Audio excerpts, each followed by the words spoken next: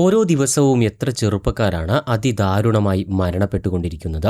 കൺമുന്നിൽ വളർത്തി വലുതാക്കിയ മക്കൾ വെള്ള പുതച്ച് കിടക്കുന്നത് കാണേണ്ടി വരുന്ന ആ മാതാപിതാക്കളുടെ അവസ്ഥ ചിന്തിക്കാൻ പോലും വയ്യ. പിലാത്തറയിലെ റോഡിൽ നിന്നും കഴിഞ്ഞ ദിവസം വീണ്ടും ഒരു ദാരുണമായ അപകട വാർത്ത കേൾക്കേണ്ടി വന്നു. ഒരു 19 വയസ്സുകാരൻ്റെ സ്വപ്നങ്ങളുടെ ചിറകരിയപ്പെട്ട ദിനം. ആ ബൈക്ക് അപകടം തകർത്തു കളഞ്ഞത് ഒരു കുടുംബത്തിൻ്റെ പ്രതീക്ഷകളായിരുന്നു. ബുധനാഴ്ച വൈകിട്ട് 6:50 ദാരുണമായ അപകടം സംഭവിക്കുന്നത്.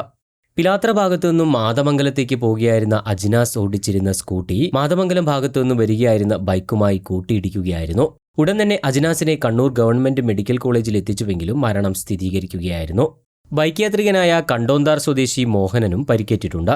ആ പയ്യനൊരു ഹെൽമെറ്റ് വെച്ചിരുന്നെങ്കിൽ ഒരുപക്ഷെ അവന്റെ ജീവൻ രക്ഷപ്പെട്ടേനെ എന്നായിരുന്നു അപകടം നേരിൽ കണ്ട ഒരു ദൃക്സാക്ഷി വേദനയോടെ പറഞ്ഞത്. പഠനത്തോടൊപ്പം ചെറിയ ജോലികളെല്ലാം ചെയ്ത് വീട്ടുകാർക്ക് ഈ ചെറുപ്രായത്തിൽ തന്നെ താങ്ങായി മാറിയ ആളായിരുന്നു അജ്നാസ്.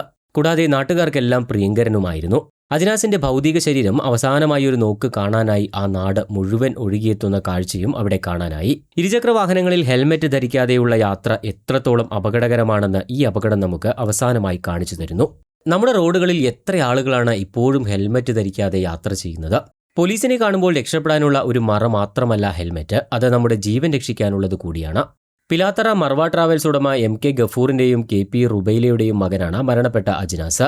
ഇനിയെങ്കിലും ഇരുചക്ര വാഹനങ്ങളുമായി റോഡിലേക്ക് ഇറങ്ങുമ്പോൾ ഹെൽമെറ്റ് ധരിച്ചിട്ടുണ്ടോ എന്ന് ഉറപ്പുവരുത്താനായി ഓരോരുത്തരും ശ്രദ്ധിക്കേണ്ടതുണ്ട്. കാരണം ഉറ്റവർ നിങ്ങൾക്കായി അവിടെ കാത്തിരിക്കുന്നുണ്ട് എന്നോർക്കുക. അജ്നാസിന്റെ ഭൗതിക ശരീരം മണിയറ ജുമാ മസ്ജിദ് ഖബർസ്ഥാനിൽ കബറടക്കി.